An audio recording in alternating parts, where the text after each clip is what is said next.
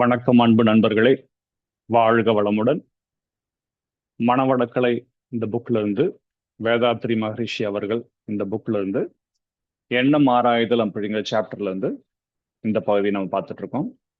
நேத்து நம்ம சொன்னது எண்ணம் எப்படி ஸ்டார்ட் ஆகுது, ஒரு எண்ணம் நம்மளுக்கு எப்படி வருது அப்படிங்கிறத பத்தி ஆரம்பிச்சோம். அதுல ஃபர்ஸ்ட் தேவையால் எண்ணம், நமக்கு ஏற்படுற தேவையினால் எண்ணம். இரண்டாவது பழக்கத்தால் எண்ணம். மூணாவது சூழ்நிலையால் எண்ணம். நாலாவது பிறர் மன தூண்டுதலால் எண்ணம். இது எப்படி வருதுன்னு பார்ப்போம். கடை தெருவிலே சென்று கொண்டிருக்கிறோம்.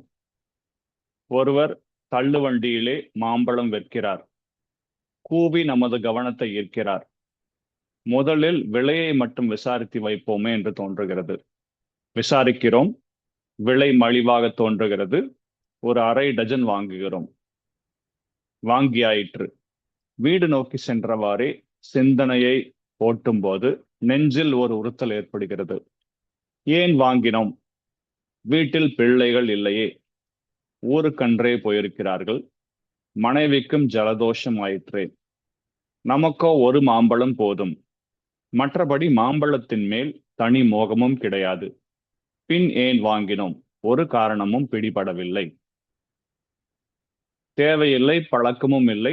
சூழ்நிலை மேல் பழியை போடலாம் என்றால் தெரு நெடுக்கத்தான் மாம்பழ வண்டிகள் நிற்கின்றன. ஒன்று மட்டும்தானா? தினமும் தான் இந்த வியாபாரம் நடப்பதை பார்க்கிறோம். இன்று மட்டும் ஏன் வாங்கினோம்? இதுதான் பிறர் மன தூண்டுதல் என்ற காரணம். அந்த வண்டி வியாபாரி இவர் வாங்குவாரா, அவர் வாங்குவாரா என்று எண்ணமிட்டு கொண்டே கூவிக்கொண்டிருந்தார். நம்மை பார்த்ததும் இவர் நிச்சயம் வாங்குவார் என்று அவருக்கு ஒரு எண்ணம் உண்டாயிற்று.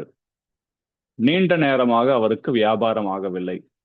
இவராவது வாங்க மாட்டாரா, இவரேனும் வாங்கட்டும் என்று ஓர் அழுத்தம் கொடுத்தார். நமது மனம் உறுதியாக இல்லை, நெகிழ்ந்திருந்தது.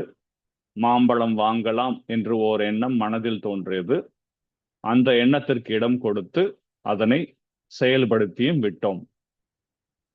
வியாபாரியின் எண்ண தூண்டுதல் நமது எண்ணமாக தோன்றி செயலாகவும் மாறிவிட்டது.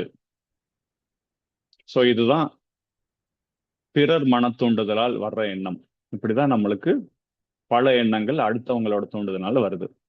அடுத்தது கருவமைப்பு, பாரம்பரிய எண்ணம். ஒருவருக்கு தமது கிராமத்திலே ஒரு பள்ளிக்கூடம் கட்ட வேண்டும் என்று தோன்றியது. கட்டியும் விட்டார். அவருக்கு அந்த எண்ணம் தோன்றுவானேன் அவரது தந்தையோ பாட்டனாரோ தமது வாழ்நாளில் நிறைவு செய்ய முடியாத எண்ணமாக அது இருந்திருக்கும். அந்த பள்ளிக்கூடம் கட்ட வேண்டும் என்ற எண்ணம் வித்தின் வழியே தொடர்ந்து பூரிப்படைந்து அவர் மூலமாகவும் செயலாகவும் ஆகிவிட்டது.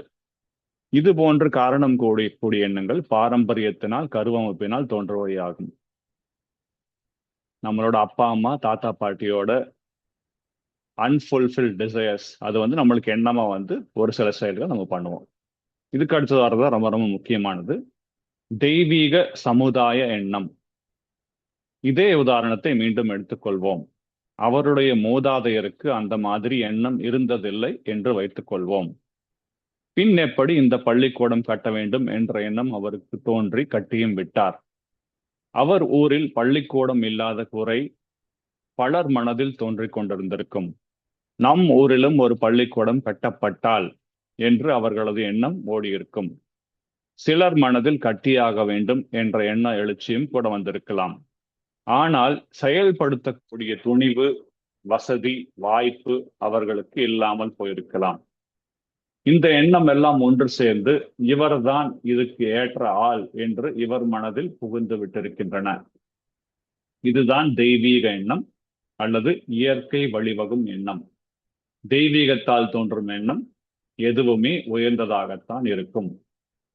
அதாவது ஒரு சமுதாயத்துக்கு நல்லது பண்ணக்கூடிய எண்ணம் ஒரு தெய்வீக எண்ணம். சுமார் ஒரு 1.5 வருஷத்துக்கு முன்னாடி இந்த மாற்றம் குரூப் ஸ்டார்ட் பண்ணும் அப்படிங்கிற நான் நினைச்சது என் மனசுல ஒரு எண்ணமா தான் இருந்தது.